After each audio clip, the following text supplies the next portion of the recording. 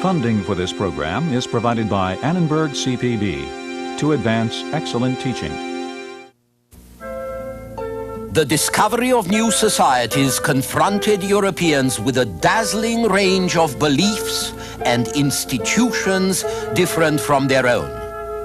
It persuaded some that the world was their oyster, and it led others to begin a revolution in critical thinking.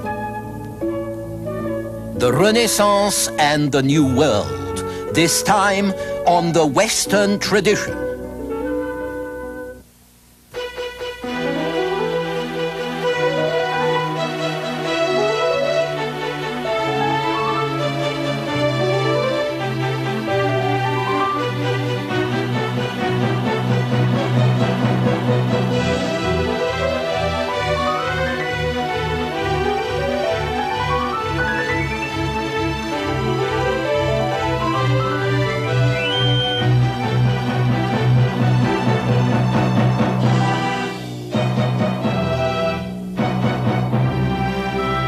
And now UCLA professor Eugen Weber's continuing journey through the history of Western civilization.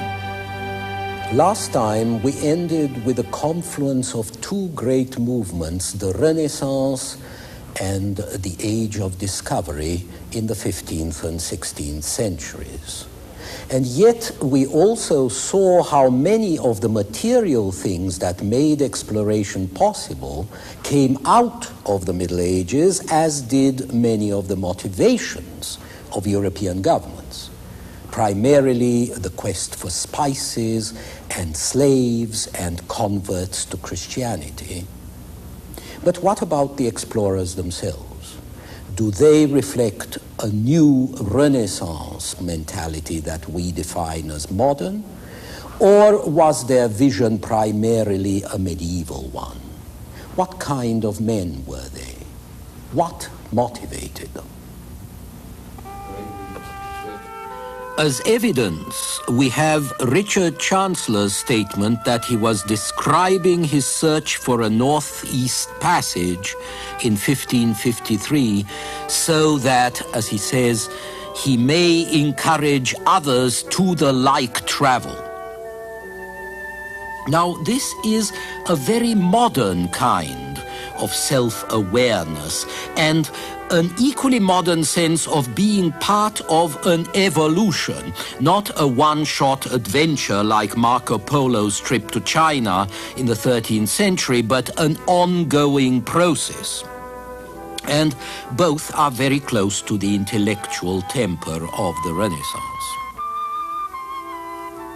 And there is another Renaissance trait which the explorers possessed, and that is their appetite for fame. The passion for glory provides a major theme of Renaissance art, especially with the presentation of distinguished contemporaries as memorable characters from antiquity. This is Gianfrancesco Gonza, an Italian captain general depicted as Mars, the god of war, while his wife Isabella is Venus. Some explorers like Columbus were also fired by missionary zeal.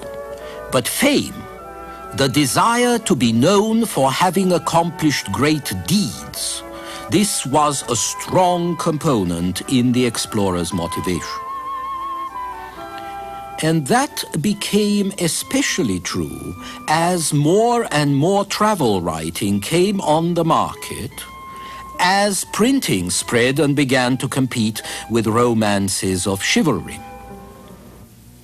So here you have the search for fame, the search for fortune, but within a context of exactness and full proof, and in a world where it seemed that very few things were still left undone.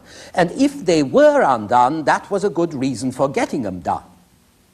And this is very much a Renaissance attitude. But we're on even firmer ground when we turn, oddly enough, to theory. Theory was the fuel of action in the Renaissance as it had not been in the Middle Ages. The revival of antiquity, the rediscovery of theories which appeared to have influenced action in the past, produced new concepts and models for action that would change the world. The humanists, or at least their pupils, really did try to be the all-round men that Cicero praised. The architects and artists were actually affected by theoretical treatises based on assumptions about what had produced great art in ancient times. And the soldiers, who now had longer pauses between crises, adopted all sorts of military ideas from the ancients about how to organize their troops, or fortify, or besiege a city. And it might have had the same effect on geography if it hadn't been for the actual voyages which forced Renaissance scholars to reconsider their theories about the size and shape of the world in the light of actual experience. Not all of the classical theories agreed either. Ptolemy, a 2nd century Greek, was one established authority who believed that you couldn't sail around the world because Africa merged with a large continent that filled the southern hemisphere and joined Africa to India. On the other hand, there was the geographer Strabo, a contemporary of Augustus, who thought that the ocean sea to the west washed the southern shores of Asia. You had to be careful when you sailed the ocean because you might fall over the edge. Still, Strabo believed, to quote him, that the uninhabited world forms a complete circle, itself meeting itself, so that if the immensity of the Atlantic did not prevent it, we could sail from Iberia to India along one and the same parallel. By the early 1400s, Strabo's theories were gaining ground as sea charts and ship logs got better. There was also constant contact between the sailors, the theorists, and the map makers.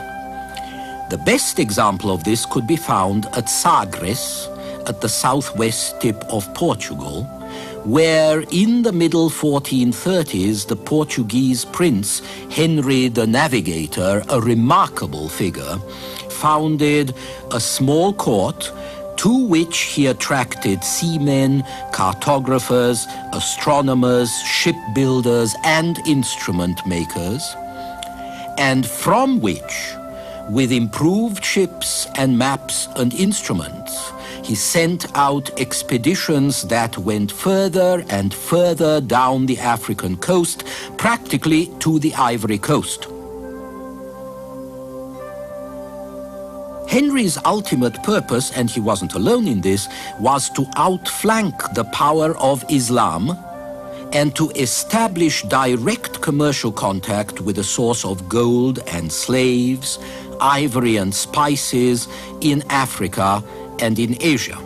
So Henry's brother went to Florence to buy maps, and Columbus elicited an important letter from another Florentine geographer, Toscanelli, that assured him that he could get to China by sailing west. And when the sailors made their discoveries, they were quickly recorded in the maps the cartographers drew up and revised for other sailors to use. This map belonged to Columbus. In essence, this process of exploration was the first demonstration of the scientific method, proceeding from hypothesis to experiment and then on to a new hypothesis. And it was demonstrated for all interested men to see in the largest and the most dramatic way.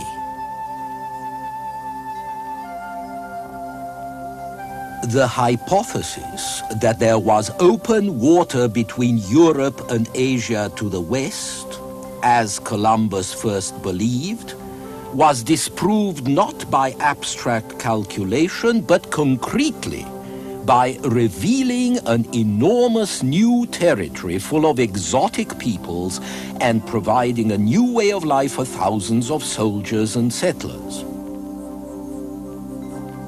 And it was a continuous process with the findings and ideas of one man entered on maps until further experimental voyages disproved them or revised them. What you have to remember is that the scientific method which we take as the hallmark of modern thinking could not be applied rigorously in a pure scientific field, in astronomy or physics or chemistry, until the 17th century, when the pendulum clock and the telescope and the microscope were developed. Before that, however hard the would-be scientist thought, it was difficult to verify his ideas because the means for scientific proof were rudimentary. One field where you could actually verify theory was the field of discovery through the cooperation between the theorizers at home and the observers in their ships. You might even say that the first scientific laboratory was the world itself. So the age of discovery and the Renaissance were in partnership. But it was a fumbling and confused relationship because the first explorers carried with them a mass of medieval presuppositions which prevented them from making a properly objective report on what they saw. What the public wanted and got a lot of were monsters and marvels, and giants and dwarfs and headless men with faces in their chests, and dog-headed men, and men with one huge foot which they could use as a sunshade, and all kinds of other grotesques. Another feature in the new lands that people wanted to find or to hear about was the existence of an earthly paradise. Some golden age existence where men could be found happy, naked, free, without government or property, without disease or melancholy. One major reason why Europeans wanted to believe in the existence of paradise was that they fared so badly at home, where they were torn by war, eaten by plague, brutalized by poverty and famine and all kinds of other troubles. So explorers were tempted to color their facts to fit their hopes, and publicists popularized and vulgarized their reports to turn the Indian into a noble savage and life in the New World into a kind of moral symbol of the Golden Age. But these fantasies were going to collide with something else, something very urgent and very concrete, which was the religious issue. Significantly, the first question European intellectuals asked about the natives of the New World was not what are they like, but can they be saved? And that was because the societies being discovered in the New World did not fit into the framework of the book of Genesis. So it wasn't clear whether Jesus died for these creatures and whether they were really human at all. The question was important because the sort of treatment the Indian might expect depended on the answer. The view that the Indian was an animal, hence a natural slave, this view was pressed with some force. 16th century Englishmen, for instance, assumed that the Indians were on the whole wild, ignorant, and animal-like. For their part, the Indians quite sensibly refused to work the hours where the clothes follow the diet of Europeans. So the way was open for the pessimists to point out that Indians were incapable of living virtuously and freely, and that they must therefore be by nature slaves. This notion fitted very well with a growing clamor for cheap labor to work in silver mines like this one in Peru, or on sugar estates in a climate which sapped the energy of white men and which would soon take the lives of the natives. Even worse would be the devastating European diseases for which Indians had no immunities. With European brutality confirmed by economic need, with forcible conversion to Christianity accepted as common necessity, the slave trade took on a new and long-enduring lease of life, or rather death. While in this painting, a European artist depicts Indians worshipping a column erected by the French explorer Laudonnière. So here we find several further ingredients of the modern world. A new treasury of myth and of incentives on one hand, and on the other, the role of the European as exploiter and colonist, rationalizing his activities by drawing on those very myths to justify his doings. And yet the counter-agents were at work within the experience itself. Above all, the novel tendency to compare and contrast, which arose out of the variety of new information and experience pouring in on Europeans during the Renaissance, where medieval people reasoned by association, learning about one thing by connecting it with something similar. Modern reasoning involves contrast as well as association. This is different from that. What do I learn from the comparison? And this kind of thinking entered our intellectual habits, not only when the humanists of the Renaissance revived the civilization of pre-Christian antiquity and compared it with their own, but also when newly discovered societies all over the world confronted Europeans with a wide range of governments and religions and social habits that were different from their own. But before the sophisticated races of the East or the more primitive races of the West could present thought-provoking contrasts, they had to be seen not merely as picturesque, but as the product of a specific environment. You had to go beyond the striking detail, the nakedness, the war paint. You had to go on to a more anthropological approach. And you begin to find this when one of Vasco da Gama's officers spends the night with the natives of the Cape of Good Hope to see how they live and what they eat. Or when missionaries begin to learn the languages and the religious beliefs of the peoples they were trying to convert, because they could only hope to convince the natives when they had entered into their world and values. And by the 16th century, the greatest mind of the 16th century, I mean Michel de Montaigne, is fascinated by cannibals, by so-called savages who seemed far less savage and far closer to happiness and virtue than his own fellow citizens. Not just far less savage, more sensible too. Cannibals kill, but they kill for a purpose. They want to eat. We, says Montaigne, we kill to no good purpose. And so here, 400 years ago, we can hear the forest murmurs of relativism.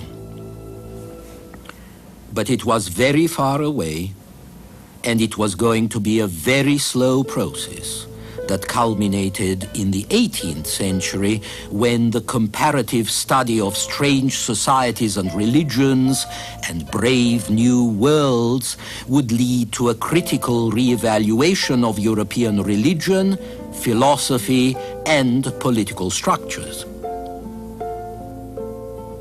But that had its roots, I think, in the Renaissance, in the growing willingness based on a growing necessity to see, estimate, evaluate, test, to learn more and actually use it. Invest it, so to speak, in order to learn more still, to seek not only knowledge, but precise knowledge, to examine not only the self subjectively, which was one of the great joys of Renaissance humanists, but the world objectively, because objectivity was the great liberator, the widener of mental horizons, the progenitor of modern science. It was fed by forcing the imagination not inward, but outward, exposing it to challenging information about different ways of life.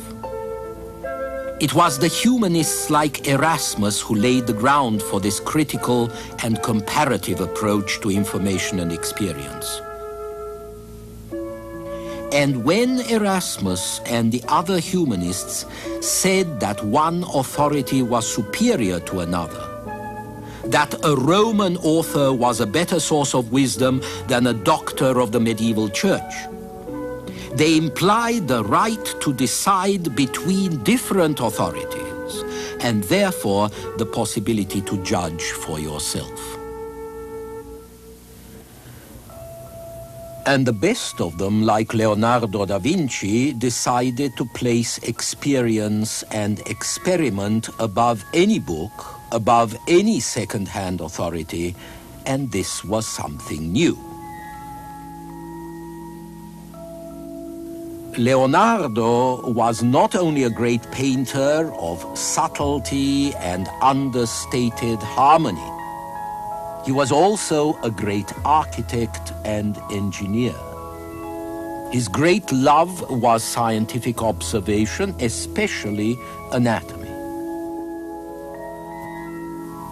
He was fascinated by the forces that move nature.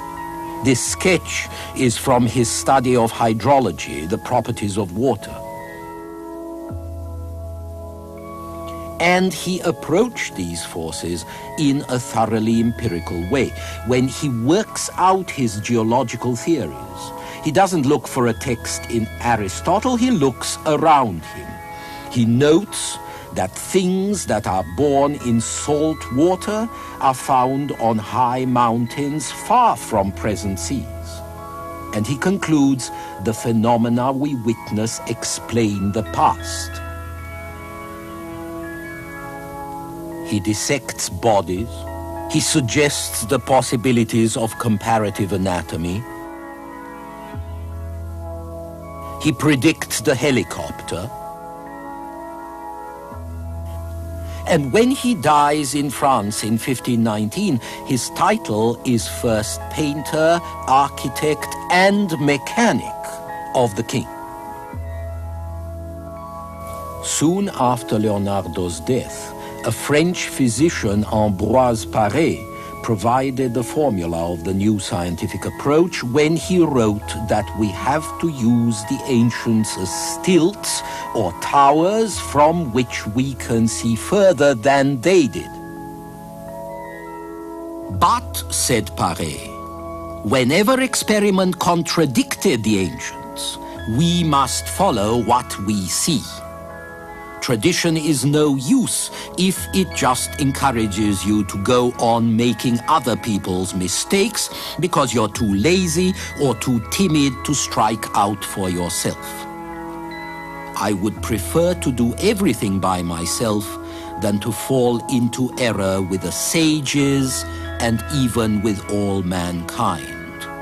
Knowledge, says Paré, is a great thing, but only if it is based on experience.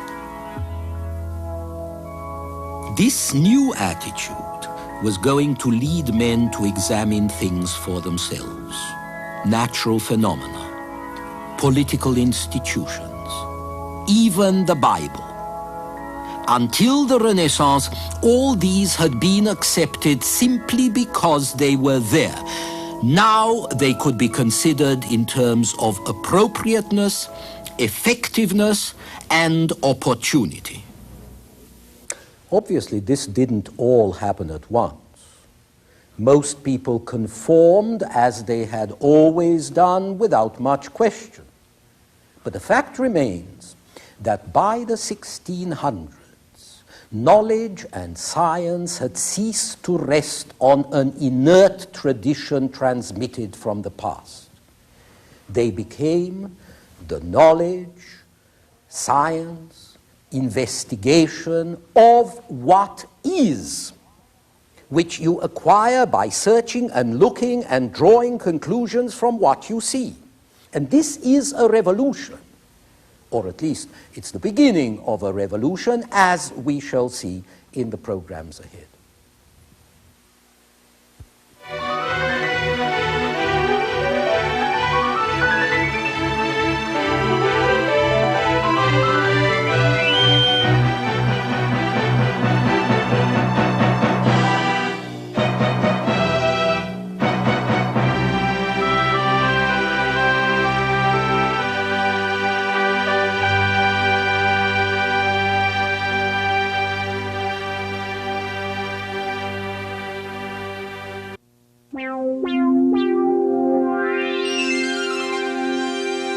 Funding for this program is provided by Annenberg CPB to advance excellent teaching. For information about this and other Annenberg CPB programs, call 1-800-LEARNER and visit us at www.learner.org.